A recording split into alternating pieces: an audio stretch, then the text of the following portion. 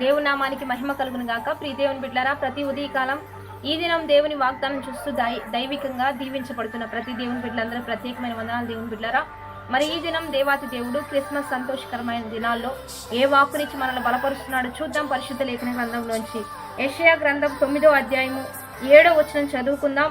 ఇది మొదలుకొని మితి లేకుండా దానికి వృద్ధియు క్షేమమును కలుగునట్లు సర్వకాలము దావీదు సింహాసనమును రాజ్యమును నియమించును.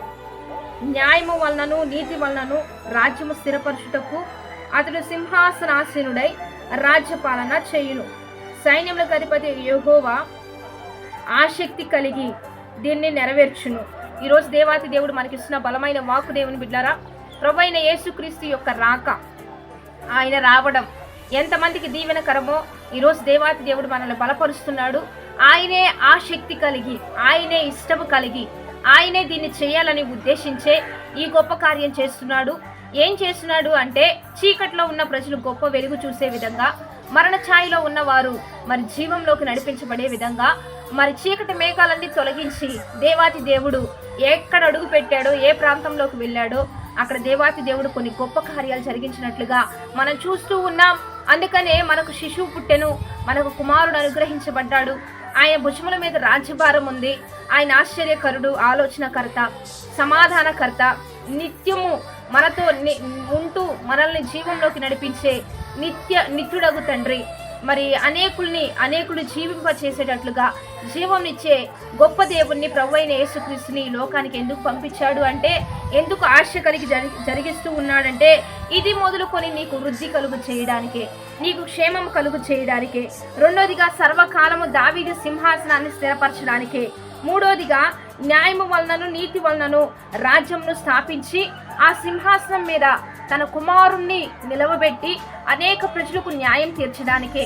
అంటే శోధనలో, వేదనలో, ఆవేదనలో న్యాయం లేక మరి అన్యాయంగా ఎంతమంది అయితే మరి ఇహలోక పరంగా అనేక బాధలకి, అనేక కృంగుదలకి ఎంతమంది అయితే లోనవుతున్నారో వారందరినీ స్వస్థపరచడానికి, వారందరికీ న్యాయం చేయడానికి, సర్వకాలము రాజుగా ఉండడానికే యెహోవాగు అద్భుతమైన తండ్రే తన కుమారుణ్ణి ఆ రీతిగా హెచ్చించాడు.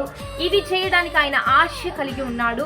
ఆశతోనే, మరి ఆసక్తితోనే, ఇష్టముతోనే మరి ఈ కార్యం అంతా జరిగించాడు. కనుక ప్రభువైన యేసుక్రీస్తులో ఎంత బ్లెస్సింగ్ ఉంది, ఎంత గొప్ప కార్యం ఉంది. ఆ పరమ తండ్రి తన కుమారుడు ఎంతగా మనల్ని హెచ్చించడానికి, దీవించడానికి, బలపరచడానికి, చీకట్లో ఉన్న మనకి వెలుగునివ్వడానికి, మనల్ని నిత్య మహిమగా, మనల్ని అత్యానంద భరితులుగా మార్చడానికే ఆయన మన కొరకు వచ్చాడు. కాబట్టి ఈ అద్భుతమైన సందేశాన్ని, ఈ వాగ్దానం యొక్క మర్మాన్ని మనం తెలుసుకుంటూ మనం ఎప్పుడు సంతోషంగా ఉండాలి. మనం ఎప్పుడు ఆయన రాజ్యపాలన కింద ఉంటూ ఉండగానే ఆయన రాజ్యంలో మనకు న్యాయం ఉంటుంది, నీతి ఉంటుంది, మంచి ఉంటుంది, ఎప్పుడు సమన్వయ పాలన ఉంటుంది. కనుక ఆయన రాజ్యం క్రింద ఉందాం, ఆయన ఒప్పుకుందాం. ఆయనే గొప్ప దేవుడని, మంచి దేవుడని, మన కొరకు వచ్చాడని అంగీకరిస్తూ ఉండగానే నీ పట్ల దేవుడు ఇట్టి గొప్ప కార్యాలు చేయబోతూ ఉండగా, నీకు వృద్ధంట, నీకు క్షేమమంట, నేను అద్భుతంగా ఆశీర్వదించడానికి ఆయన వచ్చి ఉండగా, అద్భుతంగా ఈ యొక్క వాగ్దానాన్ని బట్టి ప్రార్థన చేద్దాం. పరిశుద్ధుడా, మహోన్నతుడా, గొప్ప దేవా, ఈరోజు మీరు వచ్చిందే మాకు క్షేమం ఇవ్వడానికి, మమ్మల్ని వృద్ధిపరచడానికి.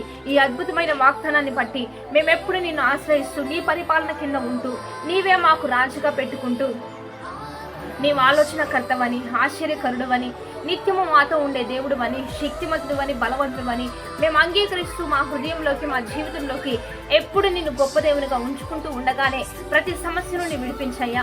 మాకు న్యాయం చేయండి, మంచి చేయండి.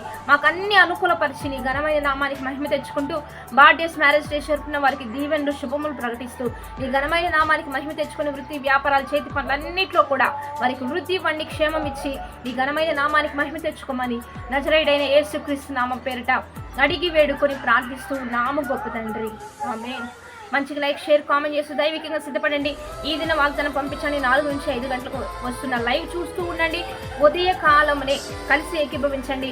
దేవుడు అద్భుతంగా మిమ్మల్ని వృద్ధిలోనికి తీసుకురాబోతున్నాడు.